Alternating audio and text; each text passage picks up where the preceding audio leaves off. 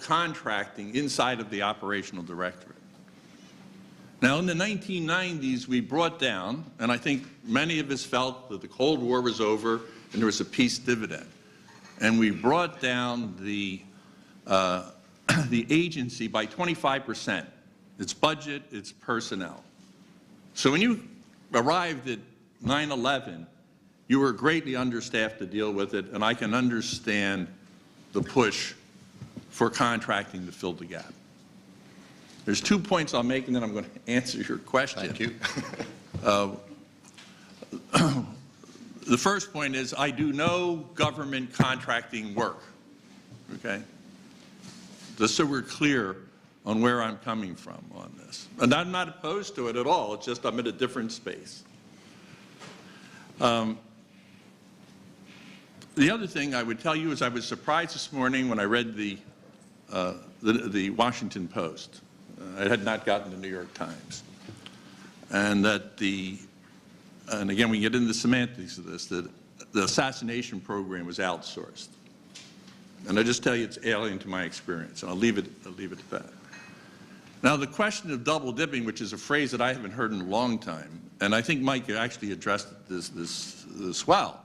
He was dealing with a situation where some of his best in town people were going out the door because there was a program set up that allowed them to return the next day and continue working at their full salary and at half of their retirement.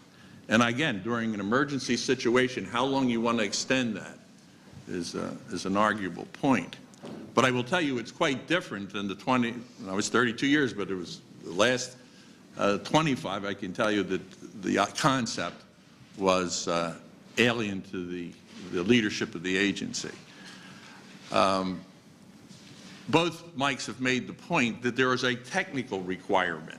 When we went into the internet, and I remember when they actually had index cards with names on it, and we were so proud of the best index card system in the U.S. Government. I mean, you really need to understand the impact that all of you do because you're in the same information business. What that internet meant, you really did need contractors, okay, and you needed the technical area. But we have had in the history of the agency a paramilitary capability that surged using detailees from DOD. And that surge capability seemed to have worked well. And again, I don't know all the ins and outs. I have not been in any program with the agency since I left. But it does raise for me issues, both historical and the times we live in. And I must say there's parts of it that make me quite uneasy. Jack, there's a guy named Alan Stanford who has not gotten as much attention as Bernie Madoff, a Texan who's now living in the Virgin Islands, who's been charged with running a massive Ponzi scheme. Sort of a junior Bernie Madoff. All right, so here's what's interesting. I was looking into this case as research for a book, and I discovered that Alan Stanford had hired a private intelligence firm, Kroll, to do what they call in the trade self-due diligence. Okay? They asked him to check him out. He hired Kroll to vet him for potential investors. The court records that I've looked at say that Alan Stanford paid Kroll for this self-due diligence on this billion-dollar fund, multi-billion-dollar fund, $15,000 for a full background check. So what kind of background check can you give someone for $15,000? Again, let me round the question out for you a tiny bit.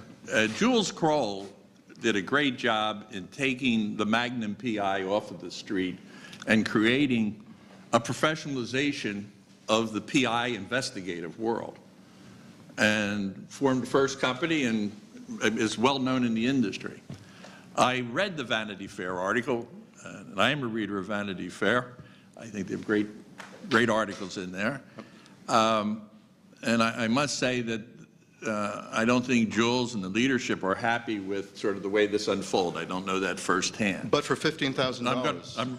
I'm slow at getting to these points. Sorry. I live in New York, so I have to, I have Jules as a friend. We got these journalists here who want to ask I know. Let me cut to the chase. If you look at a Bernie Madoff or a figure of that that size. And